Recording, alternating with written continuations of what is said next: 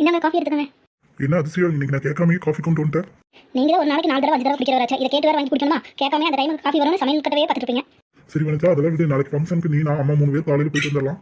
தாராளமா போலாம். ஆனா எங்க அம்மா வீட்டு ஆளுங்களா இருந்தா மகளுக்கு சம்பளமா இது சம்மந்தி என்ன நினைச்சாங்க வேகமா கிளம்பி வந்துருவாங்க. இதே உங்க அம்மா வரதுன்னா கொஞ்சம் கெத்து கட்டுவாங்க. சம்மந்தி வீட்டு ஃபங்க்ஷனுக்கு போகணும்னு. இதே மக வீட்டு கல்யாணம், மக வீட்டுல ஏதாவது விசேஷம்னா சம்மந்தி கோத்துக்குவாங்க உங்களை மட்டும் இல்ல எல்லா மருமகளையும் கிளம்ப சொல்லி கூட்டிட்டு போவாங்க. ஆனா மருமகள் வீட்டுக்கு மட்டும் வரது அவங்களுக்கு அவ்வளவு கஷ்டமா இருக்கும். உங்க அம்மா முதல்ல கேட்டு பாருங்க என்ன சொல்றாங்கன்னு பாக்கலாம். நீயும் அவளும் போயிட்டு வந்துருங்க. அது காலையில போயிட்டு சாயங்காலம் நேரமா வந்து சேருங்க. நான் ஒத்தையில இருக்கேன் தருவாங்க தவிர அவங்க ஆளுக்கு மேல கிளம்பி வர மாட்டாங்க. இதே முக்கியமான விசேஷமா இருந்தா விட்டுட்டு நம்மள ஃப்ரீயா போலாம் நினைக்கும் அங்க வேணும்னே கிளம்பி வருவாங்க.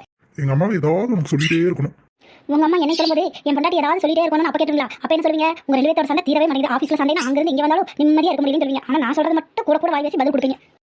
இப்ப நீதான் எல்லாத்துக்கும் ஒரு பதில் வச்சுக்கிட்டே இருக்கிறீங்க. இப்படி பதில் பேசுற என்னவே என்ன செய்வீங்க? உண்மை யாராவது வந்து மாட்டினா அம்மா வந்து மகளா அரைச்சிருப்பீங்க. அதுவும் எங்க வீட்டு ஃபங்க்ஷன் போது உங்க அக்கா தங்கச்சி அண்ணன் தம்பி எல்லாத்துக்கும் பத்திரிக்கை கொடுத்தா உங்க அம்மா வருவாங்க. உங்க வீட்டுக்குள்ள ஏதாவது ஃபங்க்ஷன் வச்சிருந்தா எங்க வீட்டுல பத்திரிக்கை கொடுக்கல உங்க அம்மா வருவாங்களா? இல்ல என் ஜமந்திக்குள்ள நான் வரமாட்டேன்னு சொல்லுவாங்களா?